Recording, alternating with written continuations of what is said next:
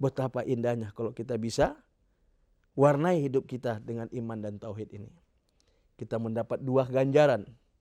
Ganjaran dunia meningkatkan taraf hidup kita dengan rezeki yang kita peroleh. Kemudian ganjaran akhirat kita dapat mengumpulkan pahala sebanyak-banyaknya. Inilah yang ditumbuhkan oleh iman tauhid tadi. Yang harusnya menjadi dasar gerak dalam kehidupan setiap muslim dan muslimat. Baik secara pribadi, bersama-sama.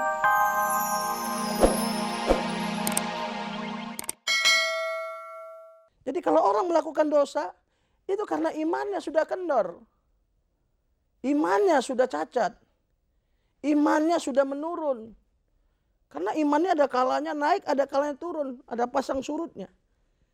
Rasulullah sendiri pernah menyatakan, La yazni zani, hina yazni wa huwa mu'min. Tidak akan berzina seorang pezina kalau dia lagi berzina itu dia punya iman. Di saat dia zina itu imannya tidak ada. Wala yasriku syarik, hina yasrik wa huwa mu'min. Tidak mungkin seseorang pencuri mencuri ketika waktu dia mencuri itu dia punya iman. Demikian juga la yasribus khamar hina yasrab wa huwa mu'min. Tidak mungkin dia minum yasrab, minum khamar, arak, bir dan segala yang memabukkan yang mengandung alkohol. Wala yasrab, tidak akan minum dia. Hina yasrab, waktu dia minum itu wa huwa mu'min, kalau dia punya iman. Karena kalau dia punya iman, jangankan minum, tangan untuk mengangkat botol itu saja tidak akan mampu. Karena apa? Malaikat akan mengingatkan dia. Jangan. Itu tidak halal. Itu Allah murka. Karena takutnya kepada kemurkaan Allah, ini tangan tidak mampu menyentuh botol itu. Apalagi mengangkatnya dan menegukkan. Maka inilah kata Rasul, perlunya iman itu diperkuat. Para pemirsa, Anda tentu masih ingat ceramah kita pada saat yang lalu, di mana bahwa Rasul menanamkan tauhid kepada umat beliau di masa beliau masih hidup itu, waktunya tidak kurang dari 11 tahun. Jadi sejak beliau diutus dengan turunnya surat Iqra, surat Al-Alaq ayat 1-5, Iqra wa rabbukal akram, Iqra bismi rabbikal ladzi khalaq, khalaqal insana min alaq. Terus sampai akhirnya, di saat itu yang beliau tanamkan hanya satu, la ilaha illallah Muhammadar Rasulullah. Sampai beliau pernah berucap, mangkana akhiru kalamihi la ilaha illallah dakhalal jannah. Barang siapa yang akhir ucapannya itu, yang keluar dari mulutnya itu la ilaha illallah, masuk surga. Ini terjadi karena di saat itu belum ada perintah ibadah yang lain. Cukup mengitikadkan bahwa Allah Tuhan kita satu-satunya dan untuk dialah saya hidup ini. Jadi cukup hanya pengakuan. Belum ada ibadah saat itu, belum Isra, belum Mi'raj.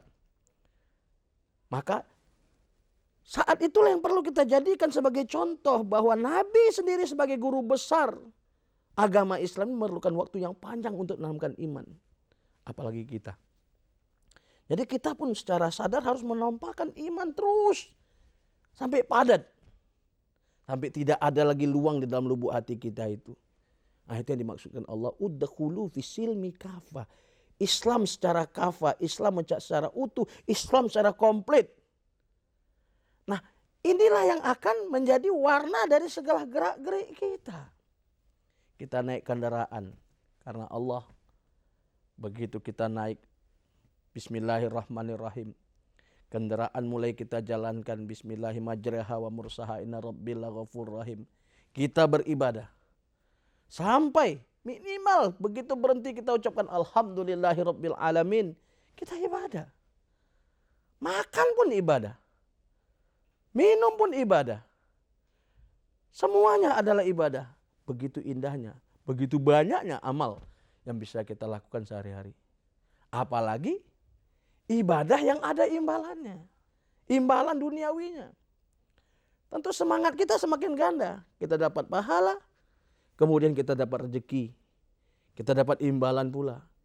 Nah, betapa indahnya kalau kita bisa warnai hidup kita dengan iman dan tauhid ini. Kita mendapat dua ganjaran. Ganjaran dunia meningkatkan taraf hidup kita dengan rezeki yang kita peroleh. kemudian ganjaran akhirat kita dapat mengumpulkan pahala sebanyak-banyaknya. Inilah yang ditumbuhkan oleh iman tauhid tadi, yang harusnya menjadi dasar gerak dalam kehidupan setiap muslim dan muslimat, baik secara pribadi, bersama-sama, asal pegangannya tetap bersama dalam kesatuan dan takwa. Wa ta'awanu 'alal birri wat taqwa wa la ta'awanu 'alal ismi wal udwan wattaqullah innallaha syadidul iqab. Surat Al-Maidah ayat 2. Bersama di dalam mewujudkan kebaikan dengan dasar ketakwaan dan tidak berpadu di dalam menciptakan permusuhan dan perpecahan dan dosa. Dasarnya takwa kepada Allah Subhanahu wa taala. Sebabnya karena Allah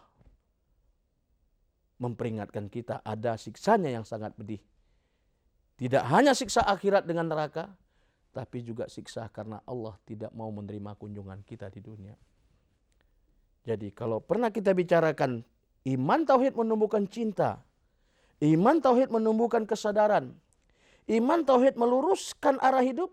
Nah, sekarang kita bicarakan bahwa iman tauhid itu justru menumbuhkan semangat kerja yang menyala-nyala. Karena kita tahu batas hidup kita ini sangat minim. Kita menghitungnya puluhan tahun. Tapi bagi Allah itu sebentar saja. Makanya agama kita selalu mengajarkan kita, anak yang baru lahir diazankan, kemudian meninggal disembayangkan. Sehingga ada ulama yang mengistilahkan begitu singkatnya hidup itu. Yaitu mulai dari azan sampai sembahyang. Biasanya di masjid itu antara azan dengan sholat, ya paling lama juga 10-15 menit. Itulah batas hidup kita. Harus kita isi dengan baik. Harus kita isi secara penuh. Sehingga tidak ada satu luang pun kosong. Yang akhirnya kosong saja rugi. Apalagi kalau diisi dengan hal-hal yang negatif. Apalagi kalau diisi dengan perbuatan-perbuatan dosa yang bakal menjadi beban berat waktu kita nanti di akhirat meniti yaumul hisab di Shiratal Mustaqim. Yang selalu diistilahkan dengan istilah Shiratal Mustaqim, begitu beratnya kita akan meniti, dibebani dosa lagi. Makanya beruntunglah mereka. Kata Allah Subhanahu wa taala, qad aflahal mu'minun. Beruntunglah orang-orang yang mukmin. Siapa orang mukmin yang beruntung itu? Alladzina hum fi sholatihim khashi'un. Orang yang dapat mengerjakan sholat dengan khusyuk. Walladzina hum 'anil lagwi mu'ridun. Orang yang sudah tidak mau lagi mendekati hal-hal yang sia-sia. Walladzina hum lizakati fa'ilun. Orang yang sangat bersemangat sekali melakukan yang baik. Baik yang ada untung materinya apapun yang tidak ada untung materinya. Tapi asal ada pahalanya dia gubar terus itu. Selagi kakinya mampu, selagi tangannya mampu, selagi dirinya mampu. Dari yang keempat, walladzina hum li furujihim hafizun. Orang yang dapat menahan gejolak nafsunya. Nafsu seksnya. Illa ala azwajihim au ma malakat aymanuhum fa innahum ghairu malumin. Kecuali kepada jodoh yang telah dipilihkan Allah untuknya. Allah sudah tahu kebutuhan manusia, dia pilihkan untuknya. Makanya famani batara wara'a dzalika faulaika muladun. Barang siapa yang mendobrak batas ini, jadilah dia musuh-musuh Allah, pendurhaka kepada Allah. Dan yang kelima, walladzina hum li amanatihim wa ahdihim raun. Orang yang senang betul menjaga amanah dan suka betul memenuhi janji. Walladzina hum ala sholawatihim yuhafizun. Orang yang tetap memelihara seluruh ibadat-ibadat sholatnya. Inilah kata Allah Subhanahu wa taala, ulaika humul warithun. Orang-orang yang bakal menjadi pewaris. Bukan pewaris harta, bukan pewaris kebun, bukan pewaris tahta. Tapi alladzina yarisunal firdaus. Orang yang bakal mewarisi surga firdaus. Surga banyak tingkatannya saudara-saudara. Para pemirsa, surga itu banyak, tapi yang paling tinggi adalah surga firdaus. Dan orang yang iman tauhidnya kuat, yang disebutkan al-mu'minun dalam surah Al-Mu'minun ayat pertama sampai ayat 11, Mereka itulah yang akan mewarisi surga Firdaus ini. Hum fiha khalidun. Mereka bukan masuk sehari 2 hari dalamnya sebagaimana orang nginap di hotel, tapi mereka akan tinggal kekal abadi di dalamnya. Betapa indahnya, betapa senangnya. Kalau hum yang disebutkan Allah itu adalah nahnu, kita. Saya dan Anda sekalian.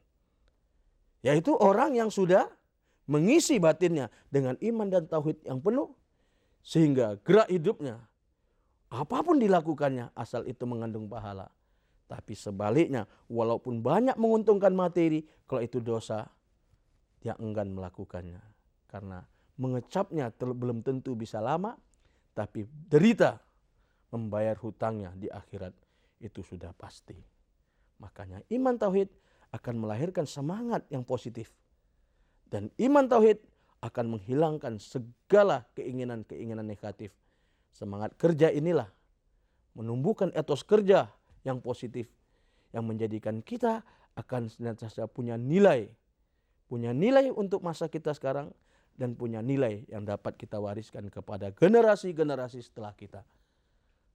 Nah, jadi belum terlambat bagi saudara-saudara kita yang belum kuat imannya untuk terus menambah, terus memperkuat imannya sehingga mencapai titik penuh dan sudah tidak akan turun-turun lagi. Nah, itulah yang harus kita usahakan. Baru orang ini dikatakan orang yang jaya. Aflaha, orang yang jaya.